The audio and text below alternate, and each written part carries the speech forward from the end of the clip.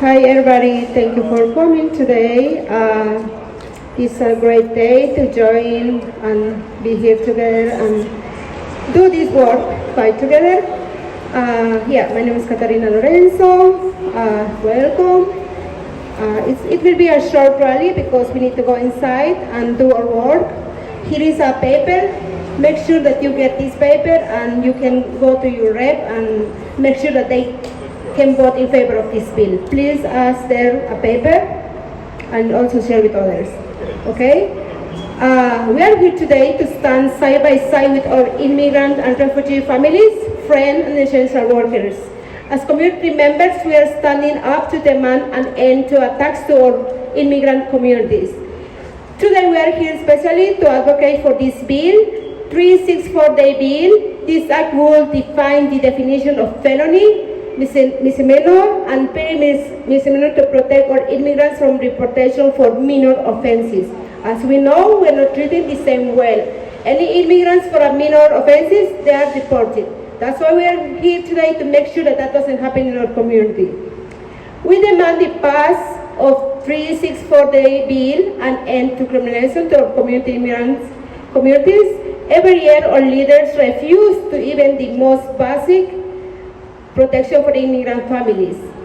Demand the passage of the 364-day bill, HB 5502. The bill will bring us in line with other states and protect community members from deportation over minor charges.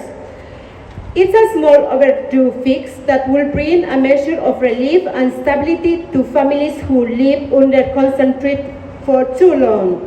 And still, the Attorney General opposed it.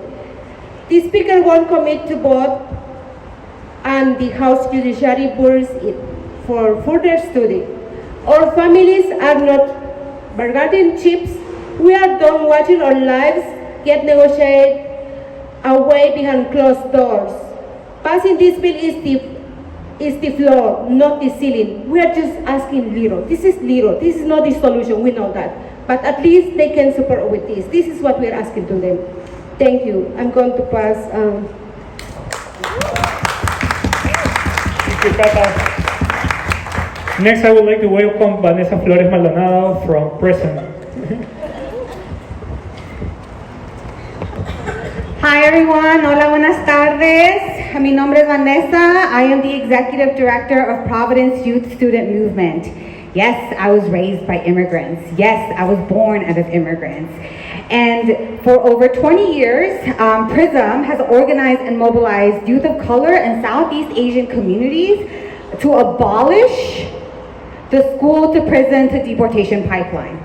We do this work because we know firsthand what happens to our working class, Black, Indigenous, people of color, immigrant, and refugee communities when there is no housing, no education, no jobs, or even clean water or air. Instead of receiving the resources that we need to live, we see our neighborhoods be filled with surveillance, with police, with ICE, ready to convict our people because we had to do what we needed to survive. Especially under this fascist administration, under this godforsaken president, we need to be doing what is needed to make sure our immigrant and refugee communities are protected so that we don't lose our people to the deportation machine. This bill is a step. Gata's right, it's not the solution, but it is a step in helping us keep our families together by getting rid of a loophole that can result in unjust punishment for people charged with minor crimes. This is not the time to study. Ya hicimos eso. It's not the time to be uncommitted or to be silent, because we need to do what is necessary to protect our immigrant and refugee communities.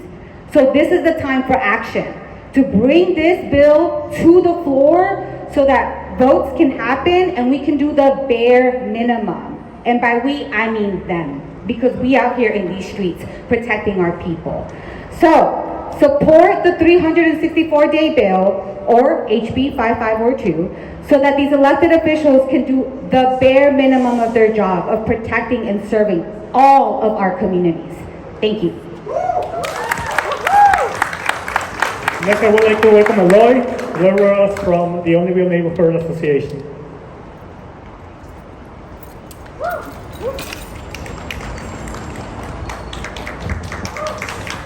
Hello everybody, my name is Lloyd Rodas and I'm an immigrant from Guatemala, and I'm also the director of the Onyville Neighborhood Association, where we serve residents in one of the most underserved yet one neighborhood that is extremely surveilled at the time, where just in the past 3 weeks there has been many reports of violent kidnappings at the hands of ICE. We are here today to demand that Rhode Island passes the 364-day bill. This bill is a small overdue reform, just enough to protect our communities from deportation over minor charges, to bring our state in line with others. And still, year after year, they bury this bill. The Attorney General opposes it. The Speaker refuses to commit to a floor vote. And we know that no bill that gives a shred of relief to our immigrant communities, to the working class, ever passes on its own. No law ever survives without mass pressure. Without people like all of us out here today, loud, visible, refusing to back down, but most of all, organized and consistent. Because the truth is, State House advocacy is just one tactic, and it's never enough. These fights are won when we build mass movements that can't be ignored. And they do try to divide us at disproportionate rates. Our immigrant communities are being criminalized, incarcerated, killed, and now kidnapped, disappeared one by one. But we know our silence will not save us, hiding will not keep us safe.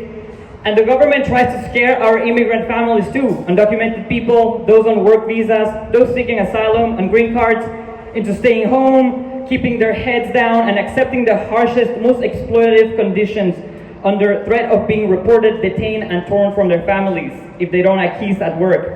This is not accidental. We who are here today need to recognize also how, even without meaning to, we can also be complicit in feeding into this narrative that only some of us belong in this fight, that some should speak while others stay silent, that some should lead while others hide. We know this to be ineffective because even in hiding, our people are being quietly disappeared, snatched without warning, without noise, without anyone knowing until it's too late. But history is clear. No people win liberation by waiting for someone else to fight on their behalf, and no community ever won by being silent and invisible. The truth is, it has always been undocumented workers, families, and farmers who have led the way in this struggle, whether it is at the State House or on the streets. In 2006, it was immigrants themselves, millions, including here in Rhode Island, who walked off the job, shut down businesses, and flooded the streets in a general strike known as the Day Without Immigrants. That movement didn't just make the headlines, it helped kill the Sensenbrenner bill, a piece of legislation that would have made undocumented presence a felony, criminalized anyone offering aid, including churches and doctors, and expanded detention and enforcement on a massive scale. That bill was stopped because people fought back.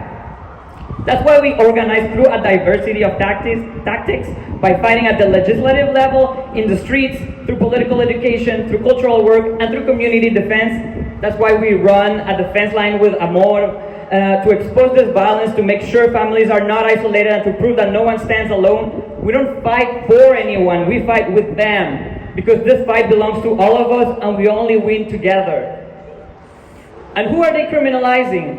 The very people who come here even when they never wanted to leave home. Immigrants fleeing the consequences of US imperialism, wars, sanctions, stolen resources that have devastated our countries, people that have escaped the wreckage that this country created, only to be haunted when we arrive. We will not let them divide us, because if we don't come together, if we stay home and hope the worst skips over us, there will be no one left to defend us when it's our turn. But if we come together, we can win, and we can build something better than what we've been handed. We need to keep fighting to pass the 364-day bill, but we can't stop there. This bill is the floor, not the ceiling, as Kata said. Let's keep fighting. Thank you.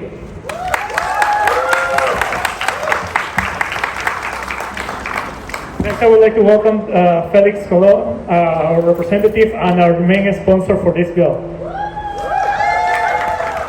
Thank you so much, and thank you everybody for being here. I see that the rain is trying to kick us out, but we're not leaving. We're here to fight. We're here to continue to go.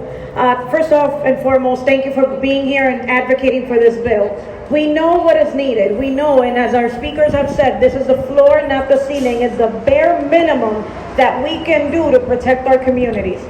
And oftentimes, in speaking with my colleagues, is the narrative of undocumented communities and not wanting undocumented communities and so on and so forth. First of all, well, they don't say it that way, but we know what they say. First of all, what I would say is this goes beyond just undocumented members of our community. This bill would affect visa holders, refugees, people who are here as students and such. LPRs as well, legal permanent residents, meaning those who have a green card. This is all of our communities, not just some, not just one, but all. And we fight for all of our community members. I am a child of immigrant. My dad was undocumented in this country for over 20 years. Over 20 years, and self-deported prior to the Trump administration coming into office in 2016. I've been in immigration law firms and I've seen the impact of having a conviction that has 1 year or more as a potential sentence. I have had clients who have had these offenses and maybe they didn't serve not even a day in jail. But because the offense potentially carries a sentence of 1 year or more, regardless of what they actually received, now they have what is called a crime involving moral turpitude, or CIMT, and now they can be deported. Now coming into the United States, they can be inadmissible, meaning not letting someone in, right? So again, this is not a small feat. And we are asking for the bare minimum of my colleagues. I did a whip yesterday. A whip meaning a count of those that are in the room. We have 33 people supporting this bill. We need 38. Speak to those folks who are undecided about this bill. Talk to them. Share your experiences and let them know why this is important. 33 people is not a small amount of people for a room of 75 legislators. And that happened because all of you came to the State House, shared your stories, and convinced them to vote the right way, which is to vote for this bill.